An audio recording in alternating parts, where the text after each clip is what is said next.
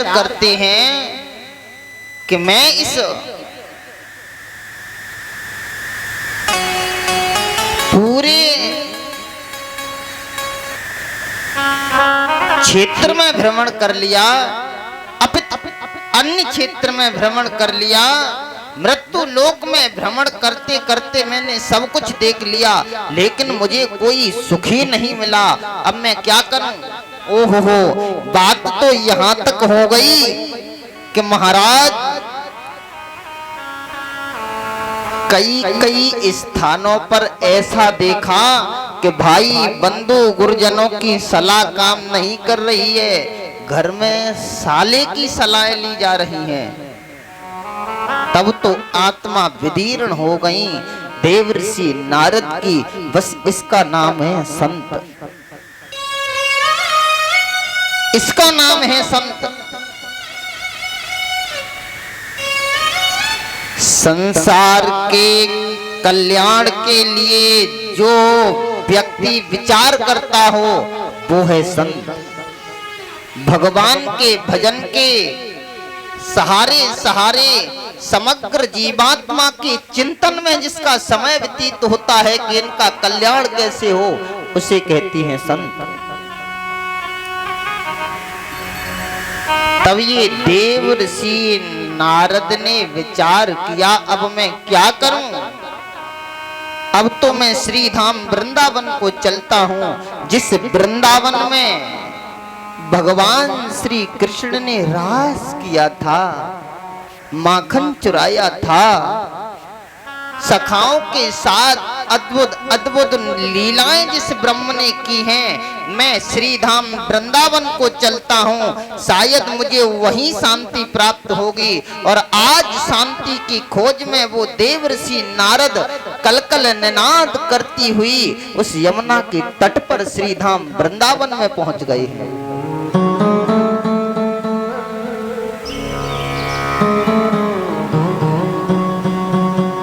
लेकिन गजब हो गया,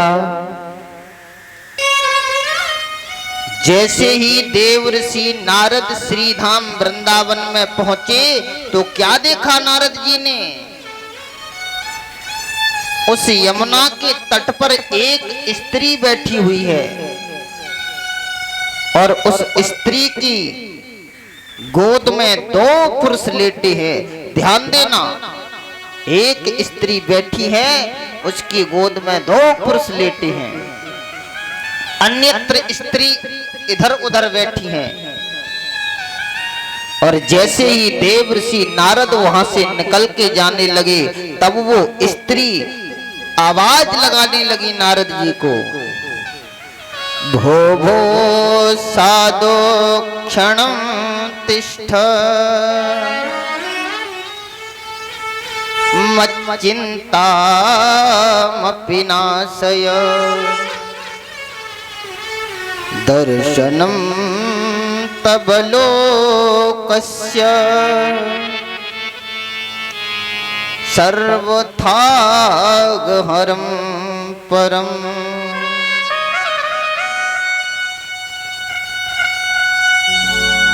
मेरे भाई, आज ये स्त्री नारद जी को जैसे ही देखती है तब वो माँ आवाज लगाने लगती है, हे साधु क्षण भर रुक जाओ, भो भो साधु क्षणम तिष्ठ, आप रुक जाइए।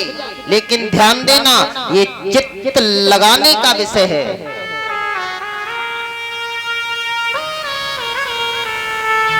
इस स्त्री ने नारद जी को क्षण भर ही रुकने को क्यों कहा?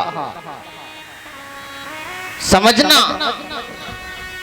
भो भो साधु क्षणम तिष्ठ, हे महात्मा, हे साधु आप रुक जाइए, लेकिन क्षण भर। तब प्रश्न ये उठा कि इस स्त्री ने नारद जी को केवल क्षण भर ही रुकने को क्यों कहा? सीधा सा मतलब है, समझदार मैया को किसी साधु महात्मा के पास ज्यादा समय नहीं रुकना चाहिए। अरे उनका भजन करने के लिए जीवन है, उन्हें भजन करने दीजिए। आप केवल दर्शन कीजिए, अपना कल्याण कीजिए, लेकिन किसी बिरले पुरुष के समय को विनष्ट नहीं करें और अपना भी कल्याण करें, मार्गदर्शन भी करें और गंभीर चित्त अगर दिया जाए तो अपने आत्म बल को निजी सुरक्षा से बढ़ाने का प्रयास करें।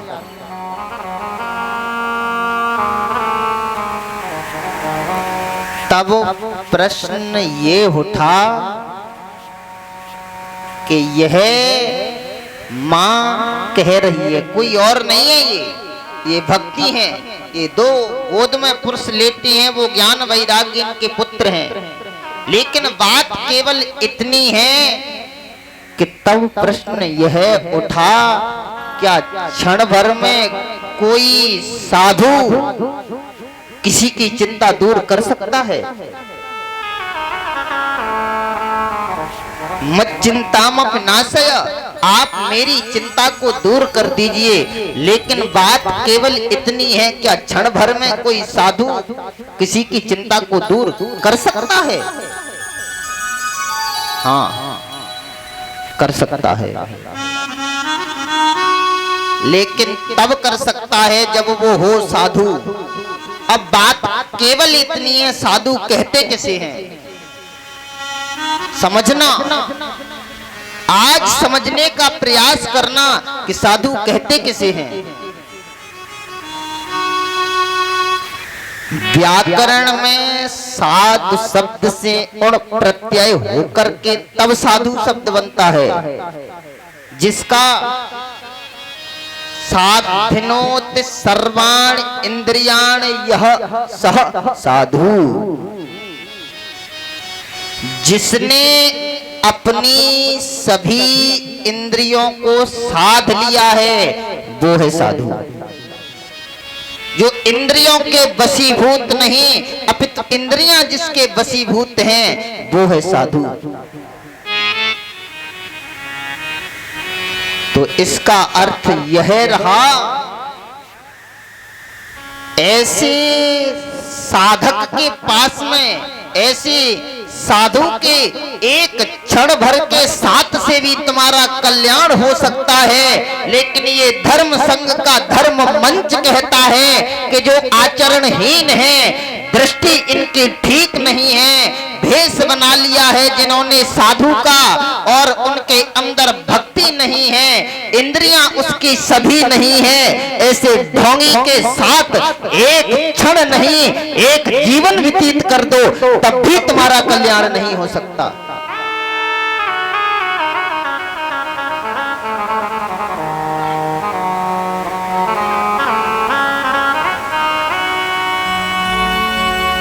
मेरे भाई, ये जीवन केवल समझने के लिए है, खुद का कल्याण करने के लिए जीव तू समझ। भैया, इन बालकों को यहाँ से उठाओ, बड़ी आवाज करते हैं, ये कथा में बहुत परेशान करते हैं।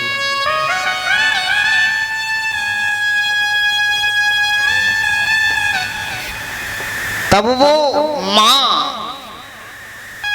क्षण भर रुकने को कहती है, यानी संकेत है कि सज्जन पुरुष का क्षण भर का साथ भी कल्याण कर सकता है।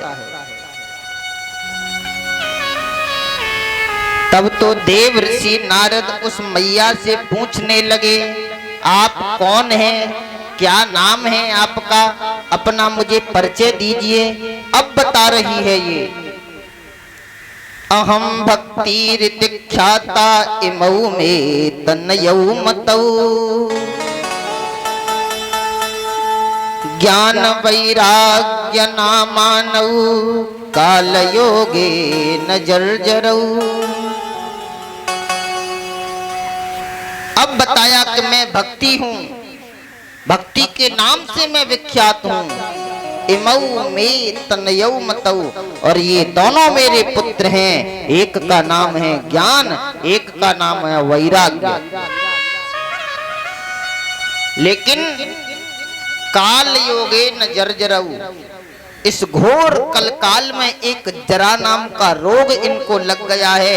इनसे मैं तो जवान हूं, लेकिन मेरे ये दोनों पुत्र वृद्ध हो गए हैं। अच्छा नारद जी, पहले मैं भी जवान थी, पहले मैं भी वृद्ध थी, लेकिन अब जवान हो गई हूं। जब से मैं गुर्जरी प्रांते बसती, जब से मैं गुर्जर प्रांत से होकर के निकल के आई हूं, तब से मैं जवान हो गई हूं। पहले मैं भी वृद्ध थी, लेकिन जब फिर मैं वृंदावन में आई, तो वृंदावन में आकर के ये मेरे दोनों पुत्र तो बिल्कुल वृद्ध हो गए, मैं केवल जवान रही हूं। आप कैसे भी करके इन मेरे दोनों पुत्रों के रोग को ठीक करिए। अच्छा, तो आप मैया भक्ति हैं। हे माँ, आप चिंता नहीं करें, मैं आपके दोनों पुत्रों को जगाने का प्रयास करता हूँ।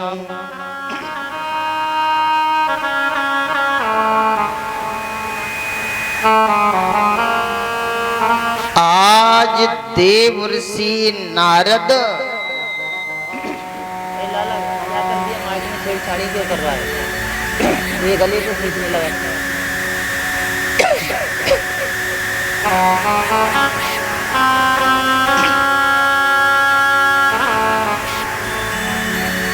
शिव आज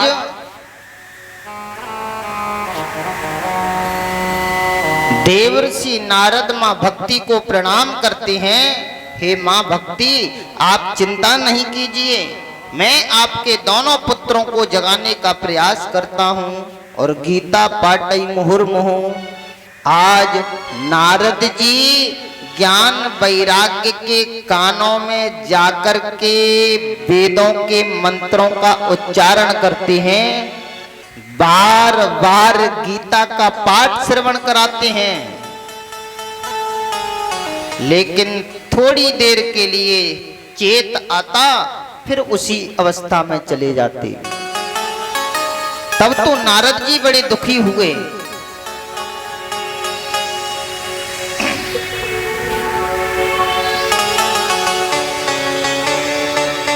अब मैं क्या करूं? और जब चिंतित होते हैं देवर्षि नारद, तब आकाशवाणी होती है, हे नारद जी, आप सत्कर्म करिए, तब ये जागृत होंगे, तब इनका ये जरा नाम का रोग ठीक होगा।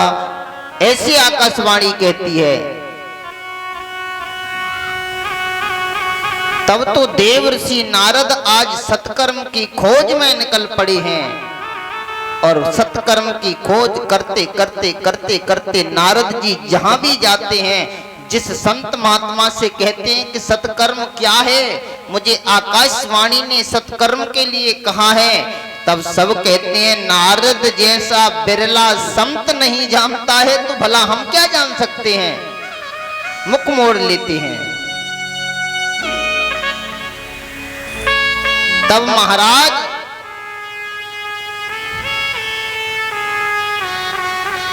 देवर्षि नारद बद्रिकाश्रम में पहुंचे हैं।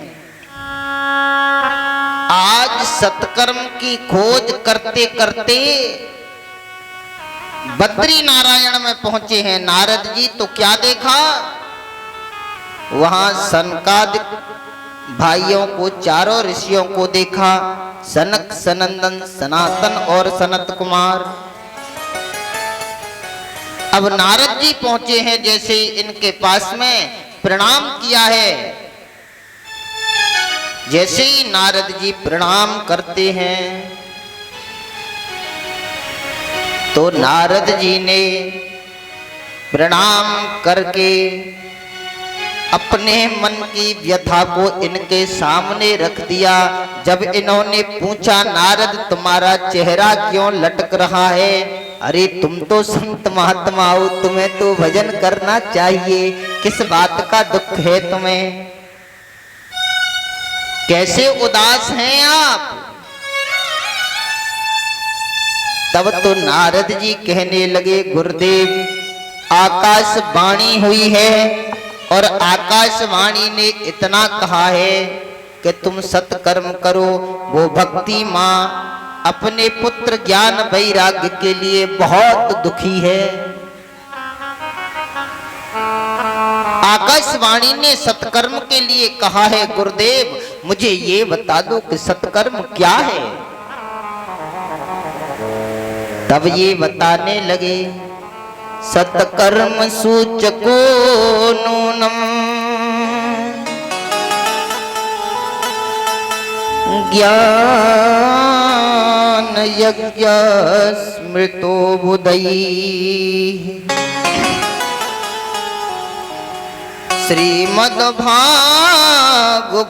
श्रीमद्भागवतालाप सतगीत सुकादिवी।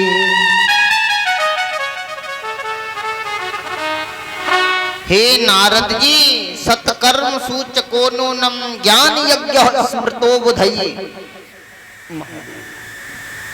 बोले ज्ञान यज्ञ है सत्कर्म। क्या है सत्कर्म? ज्ञान यज्ञ। तो बोले ये ज्ञान यज्ञ क्या है? बोले श्रीमद् भागवतालाप, वो श्रीमद् भागवत की कथा है। अगर इन मैया भक्ति के लिए, ज्ञान वैराग्य के कल्याण के लिए देवर्षि नारद अगर साप्ताहिक श्रीमद् भागवत की कथा श्रवण की जाए या इन्हें करा दी जाए तो इनका अवश्य कल्याण हो सकता है, इनका जरा नाम का रोग बिल्कुल विनष्ट हो सकता है। अरे गुरुदेव, तो आप ही ना इस कथा को श्रवण करा दीजिए। अब मैं कहां और किसको ढूंढता फिरूंगा? वैसे भी बद्री नारायण में है। बोले नारद, गंगा द्वार समीपे तू तटम आनंद नामकम। बोले गंगा नदी के तट पर हरिद्वार में एक आनंद नाम का तट है। अगर वहां ये कथा श्रवण की जाए तो कल्याण हो सकता है, तो इनका ये रोग ठीक हो सकता है, ये कथा का जल्दी प्रभाव हो। बोले गुरुदेव, अभी हम बद्री नारायण में बैठे हैं, हरिद्वार में क्यों? बोले यस समीपस्थ जीवानाम चैतस्वैरम न स्थितम। बोले वहां किसी भी प्राणी में आपस में बैर नहीं है। यस समीपस्थ जीवानाम, किसी भी जीव में बैर नहीं है।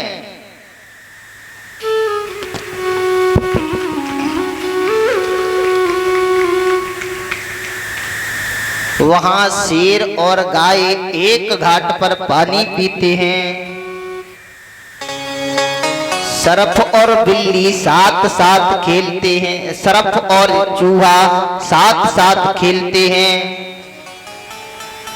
बिल्ली और चूहा साथ साथ खेलते हैं, सर्प और नेवला साथ साथ खेलते हैं। बोले वहां किसी प्राणी में बैर भाव नहीं है, और जहां बैर भाव नहीं होता है वहां ये कथा कल्याण करती है। इसलिए नारद जी,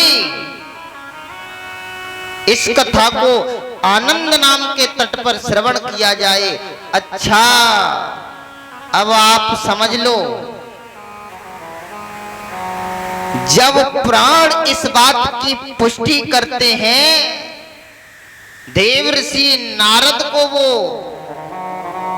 शनकादिक ऋषि बताते हैं कि जहां बैर भाव नहीं है वहां ये कथा कल्याण करेगी। तो हे फरियावासी, आप भी चित्त लगा करके कान खोल करके सुन लेना। जिस वक्त आप श्रीमद् भागवत महापुराण की कथा श्रवण करने के लिए अपने मन को जागृत किए हैं, उसी वक्त से आपसी बैर भाव द्वेष इत्यादि को त्याग करके कालेश्वर की गोद में इस प्रकार बैठ करके कथा सुनिए मानो एक ही बाप की संतान है। तब ये कथा कल्याण करेगी। और जिसके मन में बैर भाव इत्यादि है, एक दूसरे के प्रति जिसके गलत विचार हैं, द्वेष रख रहे हैं आपस में, तो कामना मत करना कल्याण की बिल्कुल भी। बस कल्याण का साधन केवल आपसी बैर भाव को त्यागना, वही मनुष्यता को विनष्ट करना है। बोले गुरुदेव फिर मैं किसको और कहां ढूंढता फिरूंगा, ऐसा करिए आप ही चलिए आनंद नाम के तट पर और इस कथा को मुझे श्रवण करा देना। बोले ना ना नारद ना। बोले क्यों? बोले गौ दोहन मात्रेण, जब तक एक गाय का दोहन किया जाता है तब तक हम एक समय पर रुकते हैं। तो ये कथा तो 7 दिन में होगी, हम कैसे श्रवण करा दें? अच्छा ध्यान देना।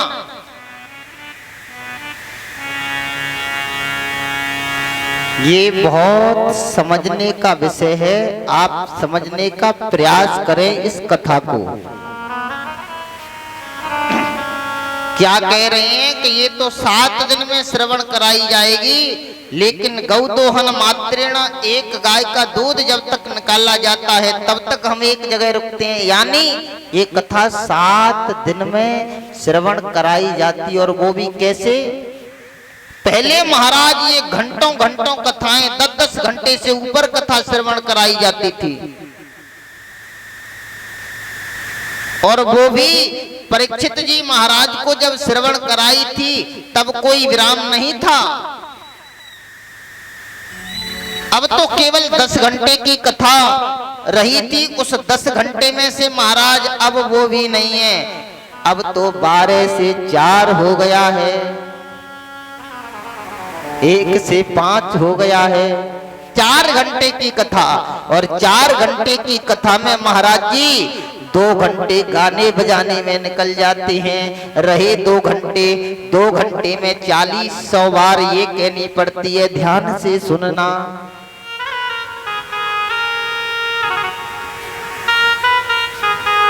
लेकिन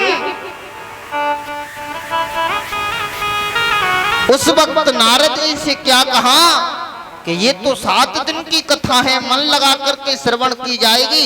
लगातार 7 दिन में घंटों 10-10 घंटे से ऊपर इस कथा को श्रवण कराएंगे हम तुम्हें। लेकिन गौदोहन मात्रेण, एक गाय के दूध कढ़ने तक रुकते हैं, इसलिए नारद जी मैं कैसे श्रवण करा सकता हूं? बोले गुरुदेव आप तो जब तक एक गाय का दूध निकाला जाता है कम से कम तब तक तो रुक जाते हैं, लेकिन मुझे तो दक्ष का श्राप लगा हुआ है, मैं तो कुछ समय तक भी एक स्थान पर नहीं रुक सकता हूं। एक बार नारद जी ने दक्ष के पुत्रों को ज्ञान का उपदेश दे करके महाराज बैरागी बना दिया, वैराग्य प्राप्त करवा दिया। तब दक्ष को गुस्सा आई, बोले आज से तुम कहीं नहीं रुक पाओगे ज्यादा समय, एक स्थान पर ये श्राप दे दिया। बोले मुझे दक्ष के श्राप लगने से मैं तो क्षण भर ही रुक पाता हूं, लेकिन अगर मेरे कारण भक्ति ज्ञान वैराग्य का दुख दूर हो रहा है तो गुरुदेव मुझे दक्ष के श्राप का भय नहीं है, मैं एक स्थान पर बैठ करके कथा श्रवण करूंगा, आप श्रवण तो कराएं। परोपकार के लिए जिसका जीवन है बस वही नारद है, जिसने श्राप तक भय नहीं माना। ऐसी निष्ठा देखी तब तो महाराज ये सनकादिक ऋषि भी प्रभावित हो गए। बोले नारद, अब मैं इस कथा को आपको श्रवण कराऊंगा। और आज महाराज हरिद्वार में आनंद नाम के तट पर पहुंच गए हैं और वहां कथा को कहना प्रारंभ कर दिया। ध्यान देना, जैसे ही कथा श्रवण कराना प्रारंभ किया, नारद जी कथा श्रवण कर रहे हैं और ये सनकादिक कहते हैं,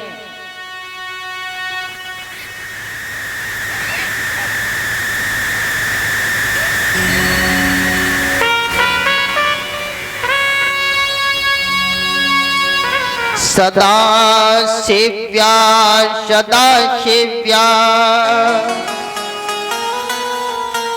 श्रीमद् भागवती कथा, यस्या श्रवण मात्रेण हरिश्चित्तं समाश्रिये।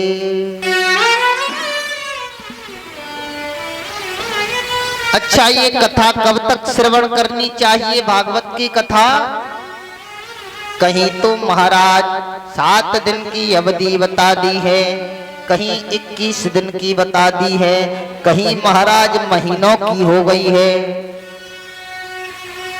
लेकिन यहाँ सनकादिक कहते हैं, हे नारद, इस कथा की कोई अवधि नहीं है। सदा सेव्या श्रीमद् भागवती कथा, इस भागवत की कथा को तो सदा श्रवण करते रहो, सदा श्रवण करते रहो।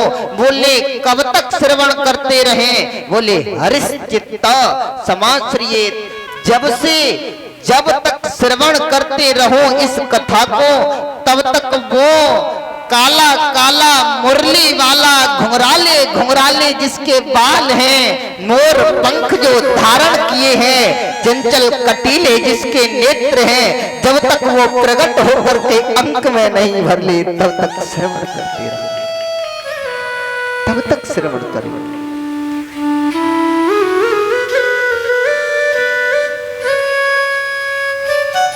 आज कथा कहना प्रारंभ कर दिया है सनकादिकों ने और नारद जी कथा श्रवण करते हैं, लेकिन तब तक गजब हो गया।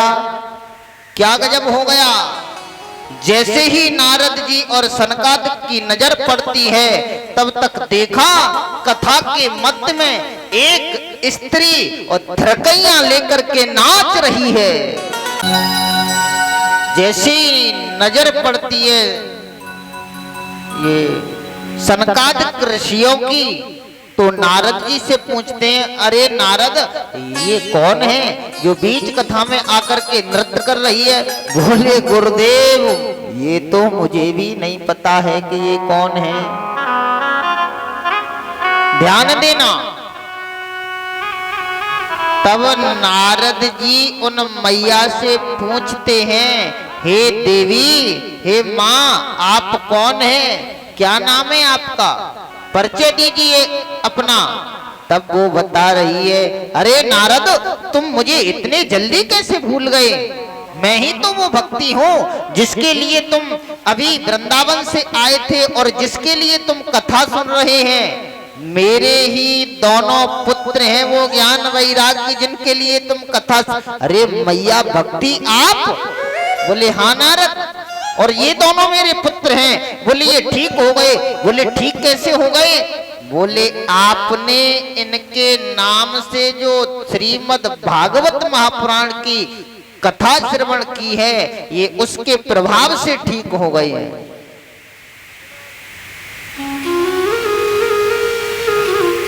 ये विचार करने का विषय है। वृंदावन से हरिद्वार की दूरी कितनी है? सैकड़ों किलोमीटर दूर। वृंदावन से हरिद्वार सैकड़ों किलोमीटर दूर है। भक्ति, ज्ञान, वैराग्य ये गंगा नदी के किनारे, ये यमुना नदी के किनारे वृंदावन में पड़े हैं और इनके निमित्त आनंद नाम के तट पर हरिद्वार में नारद जी कथा श्रवण कर रहे हैं। आया समझ में? नहीं आया? ऐसे समझिए, यानी डॉक्टर इलाज कर रहा है हरिद्वार में और पेशेंट पड़े हैं वृंदावन में।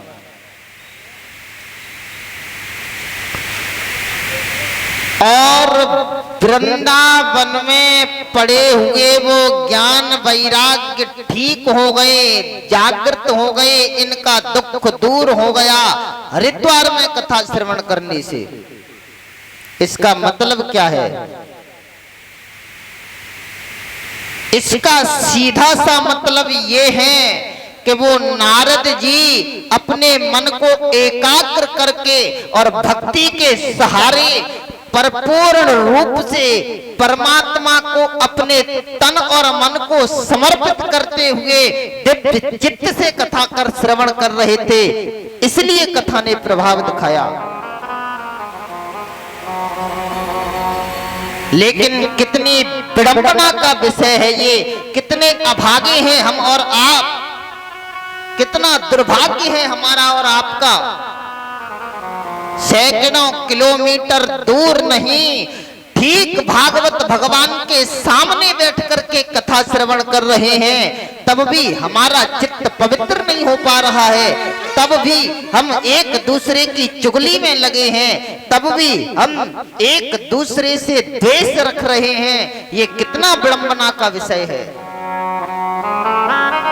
और नहीं, हमारे और आपके कानों में तो इन ध्वनि वाद्य यंत्रों के इतने इतने तेज शब्द जा रहे हैं, फिर भी हमारा चित्त नहीं सुधर रहा है, फिर भी हमारा मन भगवान में नहीं लग रहा है। इसका मतलब सीधा है, हे जीव तू ढोंग ड्रामा आडंबर पाखंड करना बंद कर दे, तू नारद की तरह भक्ति में युक्त होकर के अपने मन और वाणी को परमात्मा में लगाते हुए इस कथा को श्रवण करेगा, तब तेरा कल्याण होगा।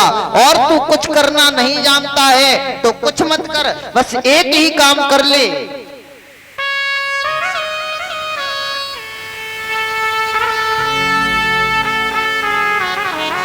बस एक काम कर ले, और वो काम केवल इतना है, भूख लगे तो मांग के खइयो,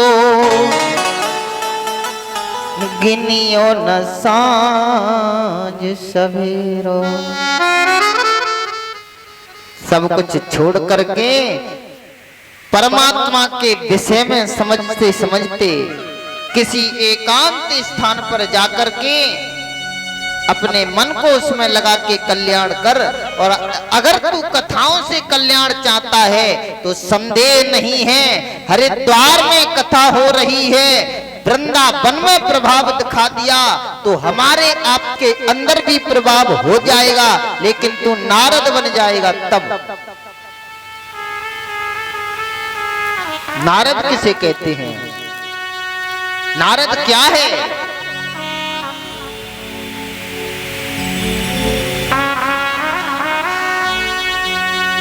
नारद का सीधा सा अर्थ ये है, नारम ज्ञानम ददात इत नारद,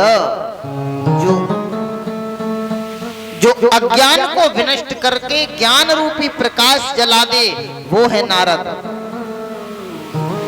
तो नारद बनकर के हम कथा श्रवण करें। इस कथा को समझने के लिए तुम्हें चित्त की आवश्यकता है। महाराज एक बात बता दूं, सुखदेव जी महाराज परीक्षित जी को कथा श्रवण करा रहे, विगत कई दिन बीत गए तो सुखदेव जी महाराज कहते हैं, राजन अब कई दिन हो गए, कथा श्रवण कराते कराते कई दिन हो गए, राजन तूने पानी तक नहीं पिया है, कई दिन हो गए, हे राजन तू थोड़ा सा जल ग्रहण कर ले। बोले ना ना ना गुरुदेव ना। बोले क्यों?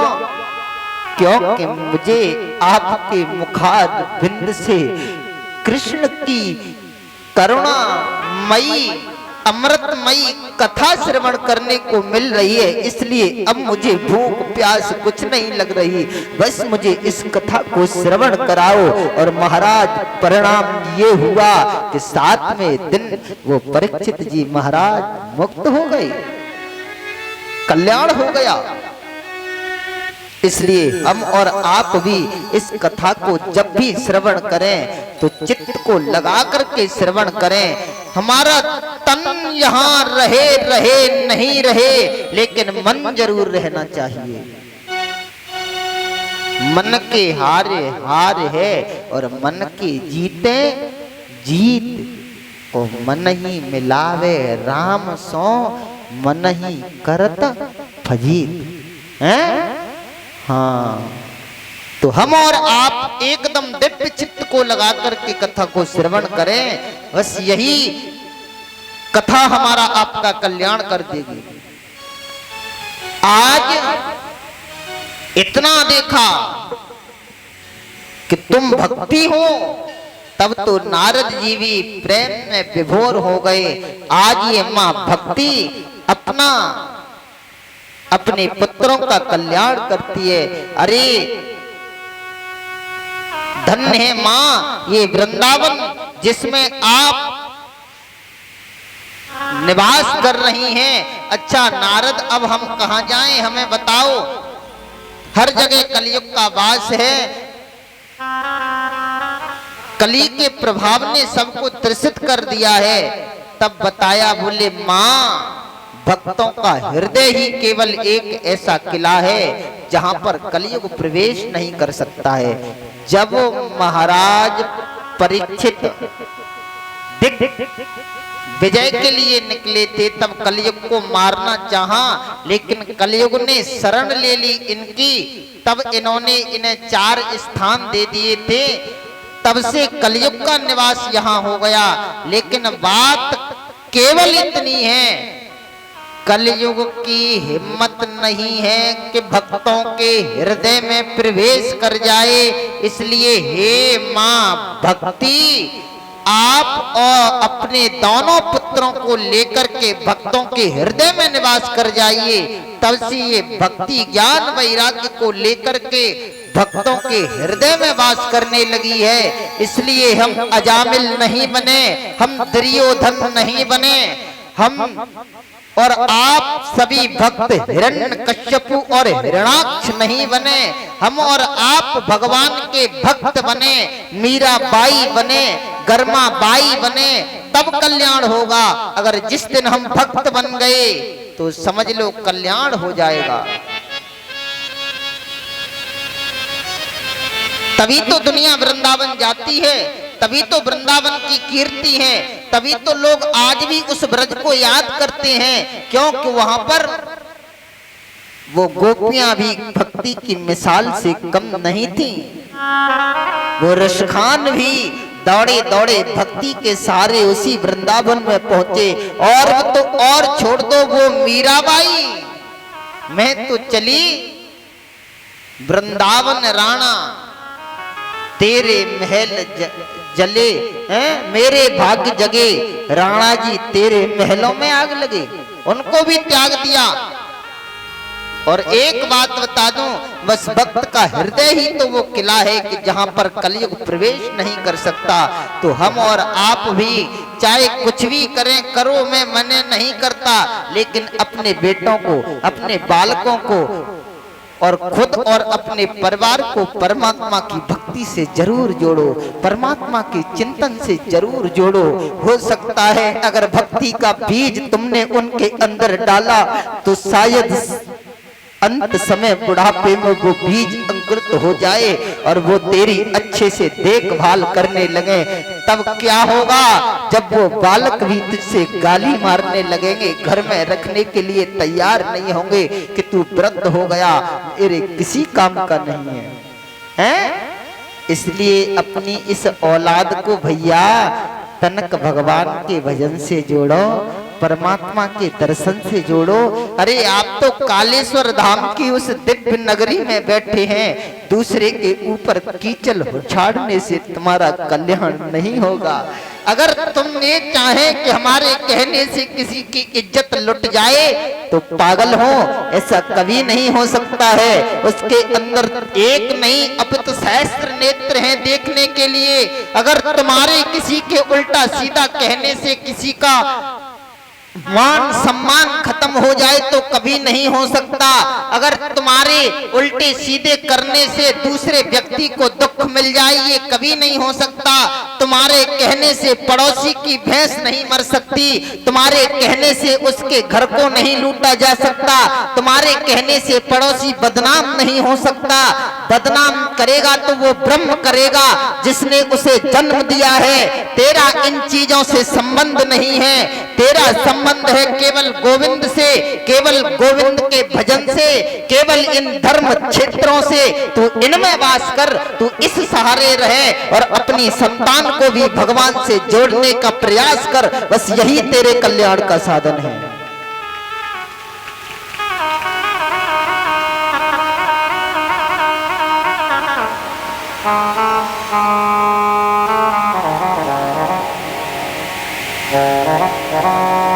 आज मेरे भैया भक्ति माँ तभी से अपने दोनों पुत्रों को लेकर के भक्तों के हृदय में वास करने लगी है।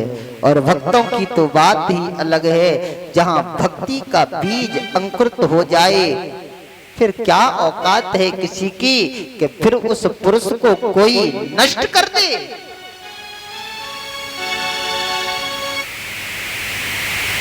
तो इस श्रीमद् भागवत महापुराण की कथा वो कथा है जिसने भक्ति के दुख को दूर किया, ज्ञान वैराग्य के दुख को दूर किया, जिसने देवताओं से अमृत ग्रहण नहीं किया।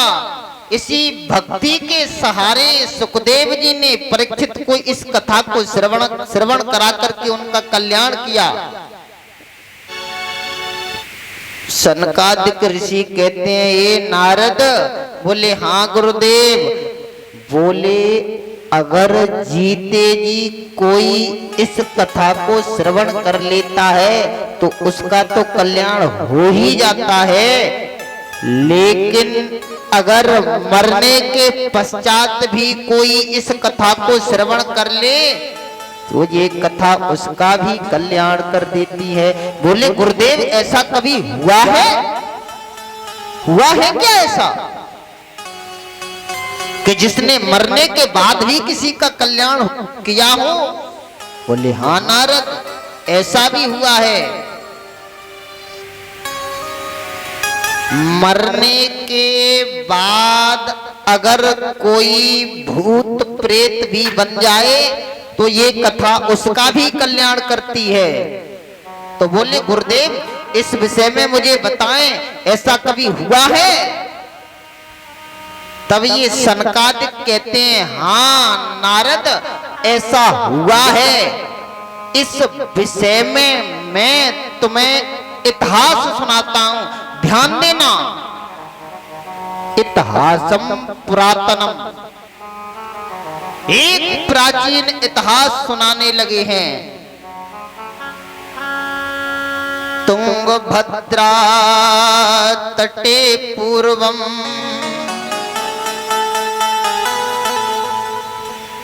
मभूत पत्तनमुत्तमम्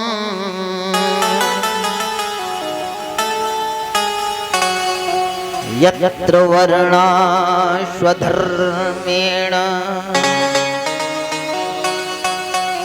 सत्य सत्कर्म तत्परम।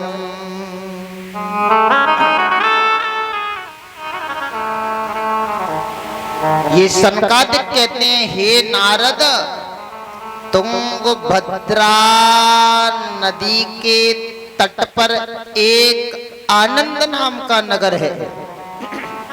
क्या नाम है उस नगर का? आनंद। यत्र वर्णा स्वधर्मेण, वहां पर धर्म पारायण एक ब्राह्मण रहता है जिसका क्या नाम है? बोले आत्मदेव नाम है। बोले उस नदी के किनारे एक उत्तम नगर का नाम है, उत्तम नगर नाम का एक गांव है, वहां पर एक आत्मदेव नाम के ब्राह्मण रहते हैं। बस इस कथा पर चित्त लगाना। ये धुंधकारी मोक्ष की कथा समग्र श्रीमद् भागवत महापुराण का सार